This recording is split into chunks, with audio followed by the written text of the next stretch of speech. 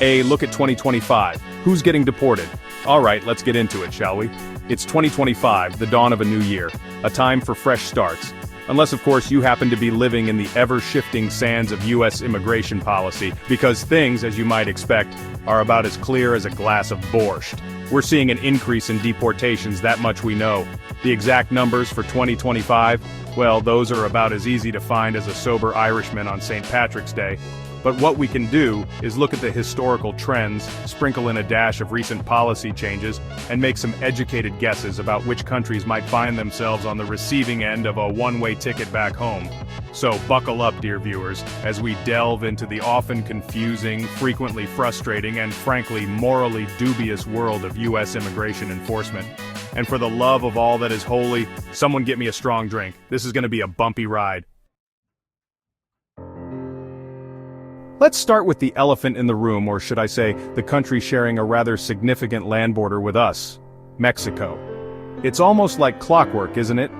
Every year Mexico tops the deportation charts, and frankly, 2025 isn't looking any different. But why is that? Well, it's not exactly rocket science, folks. Geographical proximity plays a huge role. It's a lot easier to cross a land border than, say, swim across an ocean. Plus, there's the whole issue of a large Mexican diaspora already residing in the US. Many are here legally, contributing to society, paying taxes, the whole shebang. But there are also those who, for whatever reason, find themselves on the wrong side of the law, facing the very real possibility of deportation. And it's not just about numbers, is it? It's about human beings with families, dreams, and lives they've built here. But, in the eyes of the law, they're reduced to statistics, pawns in a political game. It's enough to make you lose your faith in humanity, or at the very least develop a rather intense craving for tequila. Moving on down our list, we arrive at Guatemala, a country that consistently punches above its weight class when it comes to deportation numbers. Now I know what you're thinking, John.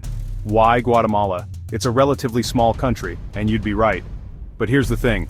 Guatemala is a major transit point for migrants from other Central American countries. Many fleeing violence, poverty, and, let's be honest, the lingering effects of some rather questionable US foreign policy decisions. They come to Guatemala seeking a better life, a chance to escape the horrors they've left behind, and what do they find? More often than not, they find themselves caught between a rock and a hard place, stuck in a system that seems designed to chew them up and spit them out. It's a heartbreaking cycle, and one that shows no signs of slowing down. So, yeah, Guatemala's high on the list. Not because they're doing anything wrong, but because they're bearing the brunt of a crisis that extends far beyond their borders. Chapter 3, Honduras, from natural disasters to deportation notices. Next up we have Honduras, a country that seems to have drawn the short straw in the lottery of life. I mean, they've been battered by hurricanes, ravaged by poverty, and let's not forget, they were the unfortunate victims of a US-backed coup in 2009. So it's no surprise that many Hondurans are desperate to leave, to seek refuge and opportunity elsewhere. And where do they often end up? That's right, knocking on America's door, only to be met with suspicion, detention, and all too often, a one-way ticket back to the very place they risked everything to escape. It's enough to make you question the very definition of irony. The situation in Honduras is a stark reminder that deportation isn't just about individuals, it's about entire communities, entire nations, grappling with the fallout of complex political and economic forces. It's a mess, folks, a big, complicated, heartbreaking mess. Chapter 4, El Salvador, a familiar face on the deportation list. Ah, El Salvador, another country with a long and troubled history with the United States. And you guessed it, they've also earned themselves a top spot on our deportation hit parade. Now, El Salvador has long been a major source of migrants to the US, many fleeing gang violence and poverty, issues that, let's be honest, haven't magically disappeared overnight. So, it stands to reason that as the US ramps up its deportation efforts, El Salvador is going to feel the heat. And by heat, I mean the crushing weight of a broken immigration system that seems hell-bent on punishing the very people it should be helping.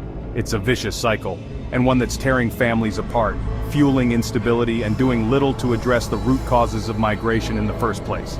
It's almost like we're allergic to common sense over here. Chapter 5. Nicaragua, the new kid on the deportation block. Last but certainly not least, we come to Nicaragua, the new kid on the deportation block.